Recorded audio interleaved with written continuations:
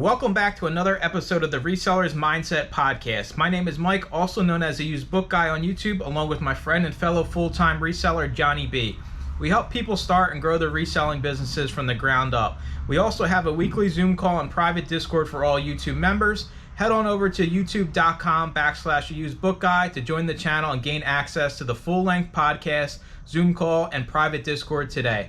Let's get into this week's episode. What is up, everybody? Welcome into another episode of Resellers Mindset Podcast. The year now is 2025. What are we going to do, Johnny? Are we going to be rich or are we going to be broke? Am I going back to CVS or am I going to be an Amazon billionaire? Let's get right on into it. So for me, 2025, year changes, no big deal, just a number, right? One little digit at the end of the four-digit number goes up by one. Business continues as always, but for a lot of people, it's kind of a point of reflection. Where do they want to be this year? I'm not saying I'm a huge hater of New Year's resolutions. I just think there has to be actionable plans to make changes, right? We can sit here and say, hey, Johnny, I want to sell $1 million. And Johnny's like, yeah, okay, what are you going to do? And I'm like, I don't know. I want to sell $1 million though. Like, what's it going to be?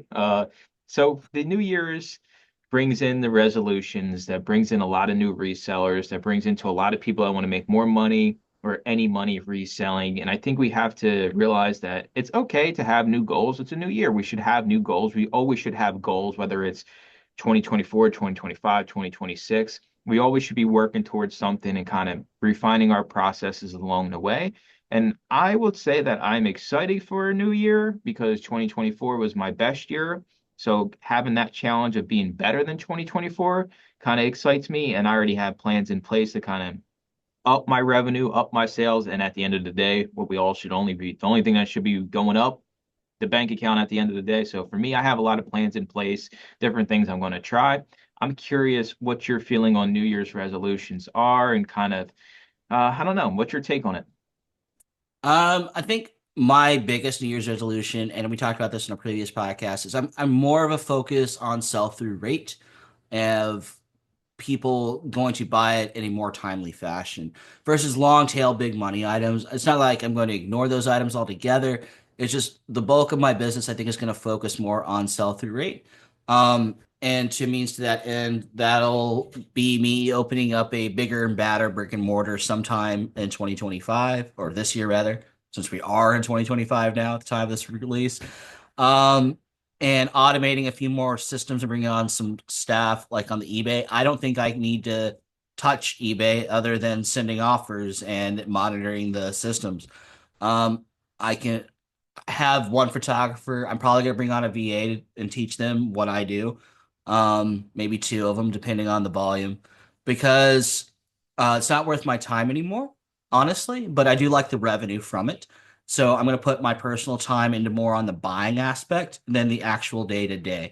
I'm going to do a lot more outside the book cave sourcing. I think I'm actually going to go out this year a lot more. I'm planning on doing that, and I'm probably going to focus on counties around my area and then expand my bubble outward and see where that can take me. And then I think I'm going to add video games in the mix because a lot of my friends that are resellers, they do video games, and I see the kind of money they make, and they're sending in less than I am as far as quantity goes, but their ASP is much higher and their sell-through rate is much higher. So I think incorporating that into my business model is a smart play for myself. Still going to do CDs, still going to do DVDs, and always, always, and forever going to be doing books. And I think the last little fundamental change, I'm going to get into merchant slash cross listing because there are items that I will just naturally accumulate where it's not worth sending into FBA. It's not worth technically listing on eBay, just in eBay. But if I cross list it, it can yield me a few dollars. But even then, I'm very hands off. It's more of here's the bucket of merchant slash cross listing items. You, Mr. Cross Lister, go do it and do the put away and the shipping and all that. So a lot of changes in 2025 for me. When those will take on effect will depend on my cash flow, but if my business model is spot on, it should just come naturally and organically. It's not like well, I have 300 grand in the bank right now. Here you go, business, and we're off. No, it doesn't work like that. Changes happen gradually. So these are all my plans I'm hoping to execute along the 2025 year. And if I'm short on a few of them, that's okay. It'll spill off into 2026. But yeah, I plan to do a lot more hustle and get a lot more income, but also spend a lot more in reinvesting in the business. Hopefully, we both are moved by the time we have this conversation next year because you're looking to move. I've been looking to buy a house. Yeah. I I don't want to rush into anything. I've been so calculated financially up until this point in my life that it's not just, oh, go buy a house, Mike. Like a lot of people, whenever I talk about it, like, oh, just go buy a house. I'm like, yeah, well, it's got to be in the right location. It's got to be the right price. I'm not just doing it just to do it, right? So that'll be a big change for me, hopefully this year as well. You moving as well. So we're gonna have potentially our whole lives being uprooted and moved, an hour or so away, depending how far you go, depending how far I move. So that'll be a big change. But I think we can, get our business to a point where when the change comes, we can easily make the transition. And I think transitioning your goals is what you have to do because we can sit down and write 300K on a piece of paper, on the calendar, on the whiteboard we got. But more importantly is, well, okay, that's just a number. What are the steps? What are you going to change to get there? And I do think 2025 we talk about this all the time. There's no better time than today to double down on what's working or even start reselling, even though you hear all the noise and people are getting banned on Amazon, eBay, the website's down 35 times a day. You can't sell anything. I think now, if you do it the right way, there's no better time. I mean, regardless of all the noise you hear, if you just block this all out and go away from social media, never watch another reselling video, never listen to another podcast, and just start your business and learn the hard way as you go, you make mistakes, you learn from the mistakes, you would by far leaps and bounds exceed any goal you had in your reselling business. I agree with that. I listened to when I started, I was listening and watching everything, attending an abundance of calls and all these groups. Today, I do very little of that. My circle of listening time or watching time or being involved time has shrunk dramatically, and more time into the business. And I think that's just a reseller journey that you have to go down. Eventually, you will transition to that too, because there's not a lot of new things or innovation being said these days. So it's like it's the same old thing. And well, if it's the same old thing, I already know the answer. I already know the outcome of this conversation. Do I need to listen to it again? The answer right now to me is no, unless I'm missing something fundamental. And then I've made a mistake along my journey. And then maybe perhaps I need to go back and do some research and learn and all of that. Um, but no, new efforts on research and learning that's put into what makes my life easier. What tool can I get? What's available? Being aware in that space, I think, is more of where I'm at in these days. If I can find a tool or an application or a new process or even a machine to take a lot of the workload off of me to free up my time, that is worth my time investment looking that stuff up at this stage. All right, Johnny, it's time to piss off all the listeners. Let's do it. Let's do it. Johnny's favorite part. Johnny's favorite segment. Just piss off everybody's segment. My goal is to have one subscriber on this channel. Let's go. All right. So if we look back to last year, 2024, people are going to say that it was, the economy had a lot of effect on their reselling business and why they couldn't get sales or grow their business. And the platforms were busted, the fees are high. So we get stuck with challenging them on the point that we both had our best years so far selling on our respective platforms for ourselves. So we fall into this weird trap of, well, what do we do if 2025 is no different? What if it's worse? What if the economy in people's eyes is worse? Because I think a lot of people are banking on this year being better than last year, but how do you categorize better? If to them, it just means more sales by not doing more work, because that's the only even comparison we have is everything you do stays the exact same, but it's a better year for you because the world, the economy is better for everybody. So people have more spendable income. And I challenge people on that to not just bank on, well, 2024 was so shitty that there's no way 2025 can be worse. I'm a firm believer. When it rains, it pours, especially in life. When things happen, they seem to pile up pretty quickly. So I could care less what's going on out there in the universe. My goal is what worked for me last year. I'm doubling down on that because if 2024 was the worst year and it was my best year, I mean, 2025, Johnny, I'm looking at billions and trillions of dollars in sales. Woo. What's up, Amazon sellers? We wanted to take a second to talk about GoToLister, the software me and Johnny both use to list and manage our inventory and grow our businesses. With the fastest listing speeds out there and built-in profit analytics, it's a no-brainer. Easily and quickly have items available for sale using 2D barcodes and get more for your items with its built-in smart pricing. Make sure to check out the 30-day free trial at gotolister.com/Mike or using the link in the description below. Things outside of your control, you can never predict in a crystal ball or any kind of forecasting. The market tanks, cost of goods go up, mailing goes up, all of these things, right? So what do you do to counteract these things? Well, like you said, you double down on what's working, do more of that to get more income in the bank. If it works, it works. If it's a tried and true, well, stick to it.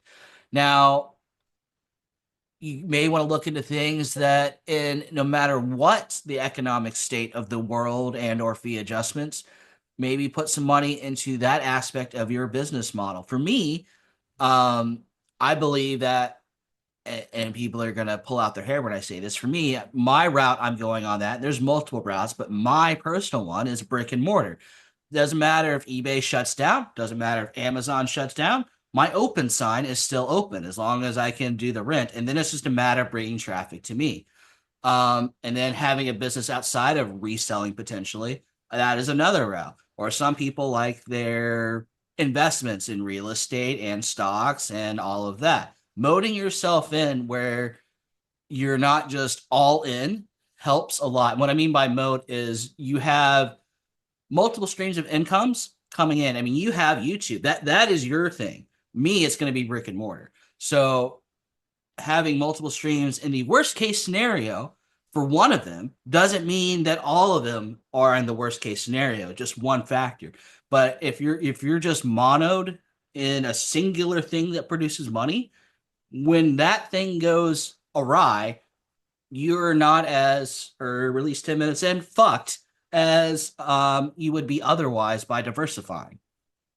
You think that's kind of what happened in 2024 is people just kind of only had this one source and they had an expectation from previous years or from when they started, when we talked about it all the time, when they were giving money away and people could only shop online. Do you think that kind of is what caused like the huge reseller resignation of 2024? And do you think that in 2025 we're going to have the same aspect because people aren't going to change their businesses? Or do you think people are going to be more uppity in the reselling world because maybe now that magically the economy is better because of stupid politics that have no effect on your direct life, change and there's going to be a new president? And for me, I only worry about what I can control at the end of the day. But I know for a fact, resellers, we look for reasons and excuses outside of our control to blame our business success or failures on. Here's what I see. If you join up, if you're as a reseller in COVID era, you've either made adjustments by now or you're out of the game by now. And or you're on your way out of the game. So, but there's a coin flip to that. So that all those people are going to be leaving, and all the people that want it enough because they aren't making it in their day job, they're going to come into the market space now. So I think we're going to see another boom of resellers. A lot of part-timers come in and make a go of it. And then of those, that new boom, I don't know how many of them are going to make it, but we're going to get some amazing new resellers, I think, in the next 2 to 3 years come along. And there are going to be a lot more complainers because that new injection of people, they didn't have the COVID dollars. So they're going to be hungrier because they're not getting money left and right. And they're going to have to grind harder. They're going to have to want it more. So again, I think we're going to see some beautiful resellers come along in the next 2 to 3 years. That is a 100% great take because they never had the experience of the free money, so they don't have the expectation of the free money numbers, which is Yep. 100% only going to benefit them. That's kind of it'll be fun to see what happens, how it shakes out overall in reselling and being on YouTube, and we do the podcast and I'm in a lot of these groups doing a lot of coaching calls. I'll be curious to see what the temperament is. I would say 2024 was a lot of people trying to either make the money, part-time or try to turn their reselling business into a full-time hobby. I've seen success in both and I've seen absolute failures in both. And I think as we roll into this new year, you have to have a clear goal in mind and a clear, basically, when I worked at CVS as a store manager, you would have to have a goal and then you would have to have a plan of action to get there, right? You couldn't just say, oh, our customer service score is going to be 90. Well, they want to know how do you plan on getting it from 80 to 90, right? You need to have It's like a business measurable, plan. there needs to Yeah. be measurable steps. That was the big thing. Measurable steps, not just, well, I'm going to do more. No, it has to be something we can measure to see if this is actually helping or hurting you. So your goals need to have measurable steps. Are you actually going to go to more stores? And if you do, how many more stores are you going to go to? Are you actually going to send in more items? If so, how many items? Are you going to list more items? How many more items? There has to be something you can measure. It just can't be these willy-nilly things like, I'm going to list more. Well, cool. Me too. Yes, I'm going to list Is more that on one eBay. more or is that 50 more? And if you're listing more, is your current model working, or are you going to create a more broken model and more intensely broken? Um, or no, it works and you're going full bore on it and you're going to do fantastic. I mean, these are things you have to analyze. Like, look at your business. Is it working? Are you getting on a single sale? What is your takeaway? What is your average percent takeaway? Are you doing 50%? Are you doing 20%? Can you make a business off a 20% margin rate of return back to you? And then of that 20%, let's pay taxes on it. Let's take out the cost of goods. Let's take out all the little fees out of that 20% that is a true remaining amount that's left in the bank account. And now scaling that up. Can you live off that? Can you retire off of that? Yes, no. These are questions you need to ask yourself today, not tomorrow, today. It's tough with reselling because you have no boss, right? You got nobody you have to answer to. You kind of can just do whatever you want. It's like the benefit of reselling is that you can have your own schedule, but that's like the biggest downfall of people because most people need the structure in their life of, okay, here's my schedule for the next 2 weeks. Here's when I got to show up. Here's when I can have off. In reselling, that's not the case. So a lot of people that start this aren't accustomed to having the freedom, and you can easily lose all your money and all of your time in reselling if you're not kind of calculated from beginning to end. And I think the biggest takeaway for me in 2024, maybe my biggest pet peeve with 2024 that I've seen from resellers is we are trying to get all the money all of the time. And my mindset in 2024 was give me any of the money all of the time and I'm going to be a-okay. And Uh-huh. that literally transformed my business. And I think in 2025, we have to have that mindset is let's price our items to sell. Let's aggressively price our items. Let's aggressively source our items. Let's get our items for cheaper so we can sell it for less and make more money than somebody who's paying more for the item and selling it less. That gives you the upper hand. We always think of ourselves as resellers as the little guy, right? Like me and Johnny are the little guy compared to some of these huge book companies that have warehouses. Well, the reason they can go down to $6 on a book is because they have an infinite supply of them. You, as a single reseller, can stumble into the same thing if you just actually open your eyes and look. So for me, I want any of the money all of the time. Even if that means I sell an item and I wind up breaking even, or even if I lose a quarter, the item is still gone from my inventory. It had a shot when I sent it in initially to sell for profit. Not everything is going to sell. Not everything that is going to sell is going to sell for a profit. But if I can just turn that inventory over, maybe recoup some, or just get it out of my inventory, that's better than it just sitting there. But for some reason, we have to be the guy or the girl that's like, I know I can get $50 for this remote. I'm not taking a penny less, even if there's 10 other people selling it for $40 or $30. Right. And here's another big takeaway. Like earlier on, and I get why you have to do this early on because every dollar is precious. The haggling for deals, I do less of that these days. I just say yes normally, or if the deal's a no go, I just say no.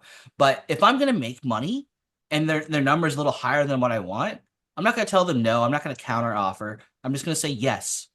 yes, they're making money, I'm making money. It's a total win. Because the reason that is important to me, because I know there's people in the comments like, you fool, you could have gotten it for less. Like, you're probably right. But I'm looking more in relationship building these days, and I want them to contact me again and again and again. And if I nickel and dime them, I'm not the how do I word this correctly? I'm not worth their time anymore. They're never going to call me again. I want to be worth their time every time. Um, and I think that's fundamentally important in long-term relationship building. I'm all about the long term. Now, the little one-off deals on Facebook or free pickups and all of this, I mean, I've kind of outgrown that, honestly. And I'm looking for established people that get what I sell on a regular basis. And I want to be their go-to person when they have excess inventory or they have inventory they don't know what to deal with that is up my alley. I want to be at the top of the call list for that. And me nickel and diming them will not produce that. And it doesn't matter if you're doing libraries, doesn't matter if you're talking about thrift store managers or estate sales or auction houses or even fellow resellers who pick up stuff for you. Um, what I can do to grow my crop of being the go-to calls, that's my goal these days is to be that person. Let's get into some outlooks. Well, first will be outlook on Amazon because that's the main platform we both sell on. So my outlook 2025 on Amazon overall as a platform. At the end of 2024, basically Q4, a lot of people were getting jammed up with IP complaints and losing their accounts because they didn't have chain of custody of products. I think in 2025, we'll probably see more of the same because at the end of the day, there's a lot of bad players out there on Amazon. So I think the Section 3s will continue, but there are ways to kind of get around it and actually keep your account. So for people like me and you, it's really not that much of a concern as long as you do things legitimately. I think overall sales wise, I think Amazon's going to continue to grow. Now they've upgraded from the gas cars and now they got the electric Amazon that's delivering around me. They built a new Amazon warehouse literally within walking distance of my storage unit. I think Amazon's going to continue to grow. I think their infrastructure is too strong. The idea of skipping USPS and getting people their stuff same day, a day, 2 days at the longest is going to continue to create a marketplace it's basically sucks for other platforms because you can't compete, right? Even if you ship all your stuff same day with eBay, you still got to wait for USPS to get it to the customer. And people are so accustomed to the Amazon Prime 1, 2 day to get your stuff same day that it sucks to sell on other platforms because if that customer has that expectation to get it within 2 days, it's just not going to happen. I think Amazon's going to continue to grow. I personally feel like I definitely will have higher revenue in 2025 than I did in 2024. I think the platform's still a great platform to start on. Yes, there's hurdles, but all I can say is every hurdle you jump, somebody else is hitting that hurdle face on and they're not getting to the next one. So everything you do to get involved today and all the little headaches, it's all worth it in the end. What's your outtake on 2025 on Amazon? I mean, no fee adjustments, which is going to be nice. I Yeah. mean, well, no, let me rephrase. No new fees doesn't mean they can't increase current fees. That's the language of what's been pumped out to us. So I expect them to increase current fees somewhere along the lines of 2025. Um, and I think what I'm putting into Amazon, again, focusing on a higher sell-through rate, probably lower margin, but a higher sell-through rate. It's going to sell within the 6-month window. Um, and things that go beyond that 6-month window, they really got to be worth the dollar amount. Like it could sit there for 3 years in the Amazon warehouse and it's okay. Those kind of items, not the $30 item that may or may not sell. And working more on taking a step back from like the box packing and more on the buying aspects. I think that is, and that comes with employees and staff and all that. But I think that's my biggest projection outcome of 2025 for Amazon for myself. As far as Amazon as a whole, I expect some exodus from at least the media market and or reselling on Amazon in general, because I don't think all the kicking and screaming we saw this year, they're not going to survive 2 years the same thing. Yeah, for sure. I agree. Let's get into the one that I really don't sell on is eBay, but I do have I'm strongly opinion on eBay because when I list something on eBay, it sells. If it's once a month, once every 3 months, it's a desirable item at a good price, and it actually sells. So I'm a firm believer of all the people that are out there crushing on eBay that it can be a beautiful business Yes. if you actually list desirable items at desirable prices. And I mean, that just sums up any business in life, right? If you provide a service, a good service at a good price, yes, you will actually get clients and yes, you will actually make money. I think the outlook for eBay, I think, the people that are winning now will continue to win. And if they want to grow, then it's definitely 100% possible. And I think what you said in the Amazon space is I think a lot of people are burnt out on eBay that aren't getting the sales and aren't treating the platform right and aren't, listing the quality items. It's I harder and harder to get to run my eBay call because I'm like, well, it's a little easier on Amazon if you really want. Yeah, it's tough because people have been accustomed to getting this success on eBay, regardless of what you're listing, regardless of the quality of listings. And I know for a fact that we could 100% be better at some of these things. Like I remember when you had, the 10,000 plus inventory on eBay and just how descriptive your listings were, right? Like nobody could even come close to touching that in the media category. Yeah, And for some reason, people don't want to do that. They just want the easy three photo AI description, sell the item on eBay. And I think we have to accept the fact things have changed. But for me personally, I think we're going to see people that have been crushing on eBay take it even further in 2025 because they understand desirable items at desirable prices means your bank account's going up. absolutely.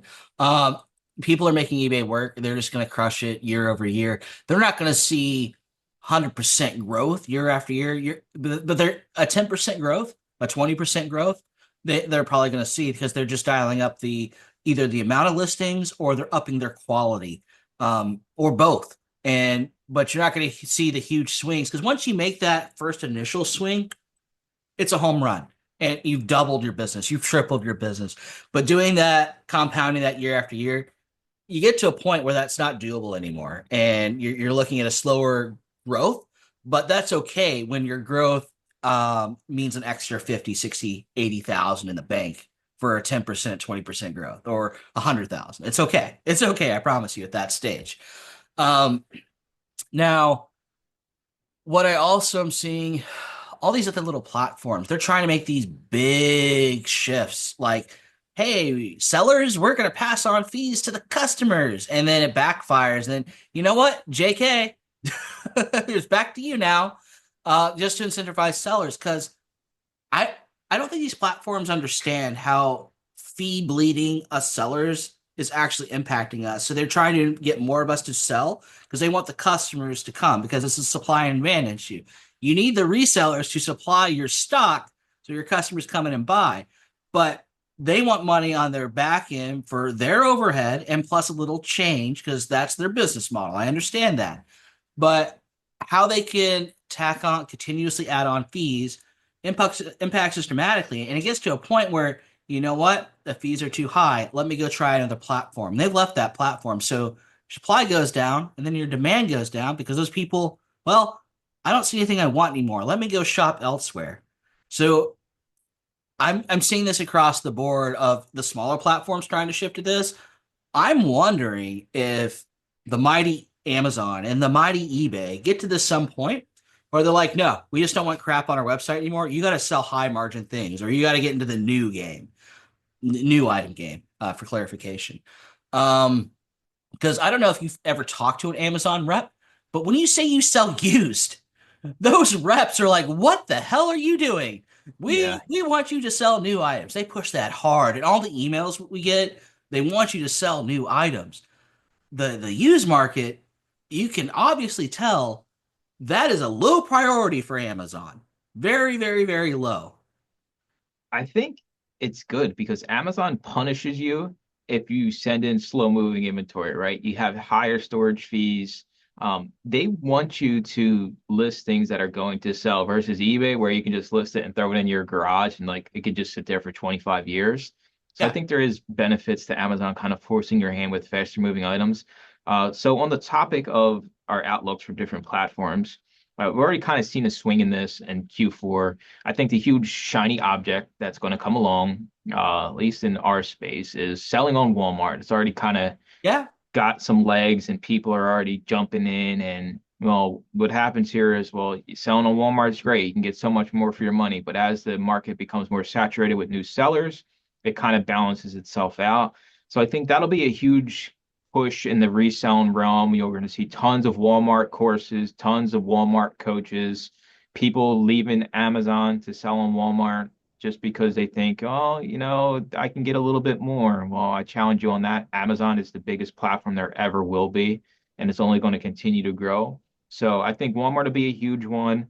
If I look at another platform that kind of has taken off this year, Whatnot, I think there's still lots of room for growth in Whatnot, but I think yet again, the same people that fall flat on their face on other platforms are going to fall even flatter on your face in a Whatnot because people go to Whatnot streams to get things at great prices and have personality, right? Like, you got to talk to these people, you got to be personable, and you got to have great products, and you're not going to get, the full asking price. I have done research on Whatnot.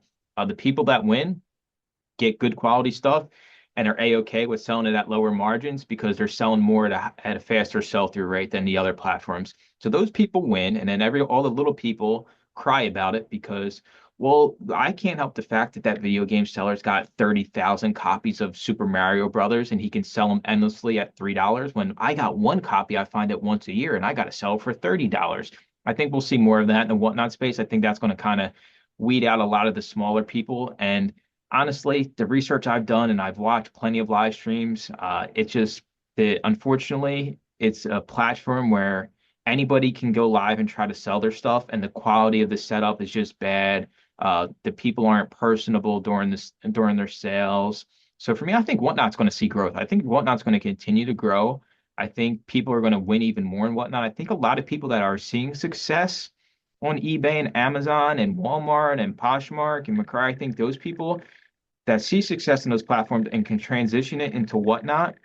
I don't think you need a huge social media following. I just think you need to have quality stuff at good prices where you're still making money to get success on Whatnot. So I'm kind of, I'll be glad to see Whatnot do a little bit better because I know those people are getting less for their items, but they have the margins.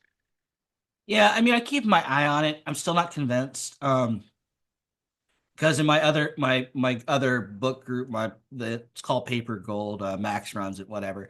They have a little Whatnot section, and they like posting their numbers there. It's like a little scoreboard, and I'm seeing I'm seeing the same thing I always see. They're either selling quality items or they're selling crap. People selling crap are making nothing. But they're also making nothing, I believe, is the main point you hit on of, yes, you need a good item, but also you need the personality to back that good item up to make any real money. Because I've seen some really great items go for like $2 because the personality is so dry or the technical difficulties are so bad. They don't know their platform yet, or they don't have the personality to inject in there where I don't think they're going to be successful. Because it's one thing. Okay, I'm gonna make a horrible analogy, and I hate analogies. If you've ever been to a carnival, the people who have the lines are the people with the biggest personalities, with the biggest showmanship there are to get a stupid $10 teddy bear. When the guy selling the same teddy bear for $5 gets one customer, it is very much an act of showmanship. Of come see me, come look at me, come be a winner. You're a cool person, or here's a funny joke, getting your attention somehow, some way. Where you're kind of paying up for an entertainment value because that's what this live selling is. It's entertainment. I mean, you have Twitch that's been around for decades. People there have tremendous personalities because that's the name of that game on Twitch, right? For just watching me play. You're literally buying nothing. You're getting no product. You're there for the entertainment. It's the same thing for Whatnot, in my opinion, except you get a physical item at the end of that entertainment show. So I believe if you're going to make live selling your go-to and you want to make a great strides to it, yeah, source great items, but also prepare to razzle and dazzle your audience, charm their wallets off of them. That is going to have to be your play versus do a listing and do it over and over again, or put it in the box and do it over again. different business models. They all work, but I think Whatnot is going to be much harder grind than people initially think it is. Oh yeah, especially in the media space, you got to be nuts. You have to be absolutely asinine crazy to think that you can make more money on Whatnot than you can selling media on Amazon. It's not even close. I mean, right now, if we just compared apples to apples, it ain't even in the same It is very generation. much a volume game because you're gonna be selling things for $3, $5, $8. So how many shows are you wanting to do a week? To me, that would be exhausting. I'd rather grind all day doing listings or packing boxes than grind. It's like us doing this podcast all day. I don't know if I can survive past 4 hours because there's a lot of talking and thinking and mental real estate and paying attention. You got to read a chat too. So imagine if we did the podcast, Mike, I mean, you've done live Q&As. That's a much harder live thing to do than doing what we're doing now. I think overall, to sum up this episode here, is 2025 can be whatever you want it to be. Set your goals out, have steps, actionable, measurable steps to get to those goals, regardless of the platform, regardless of the category. You can make money still reselling. It's better time than ever. Start today. Start doubling down on what's working. Start thinking about the future. Start being more obsessive about your financials, understanding those types of numbers. And 2025 can be your year. It can be anybody's year if you're willing to put in the time and the work. And Johnny sounds like a broken record, but work more, right? Johnny, that's how you're going to get there. Absolutely. Work smarter in your efforts that you do more of. And you'll be successful. Now, if you're not working smarter or you're grinding with a failing business model, that's not going to work. You're going to fall flat on your face and go out of business. Or 5 years down the road, you come to this realization, and then you've wasted 5 years. Don't waste 5 years. Take a damn hard look at your business, what's working, and anything else, cross off. If you're spending time sorting duds to try to get $10 in store credit, and it takes you 6 hours to do this, stop that nonsense. Just put them in the donation, burn pile, or trash can, please and thank you.